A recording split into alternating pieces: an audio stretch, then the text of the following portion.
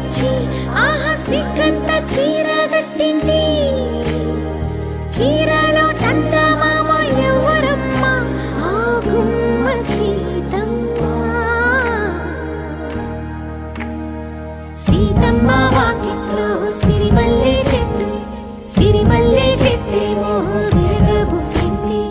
కొమ్మ కదలకుండా కొయ్యండి పూలు, కోసిరవన్నీ సీత కొప్పు చుట్టండి.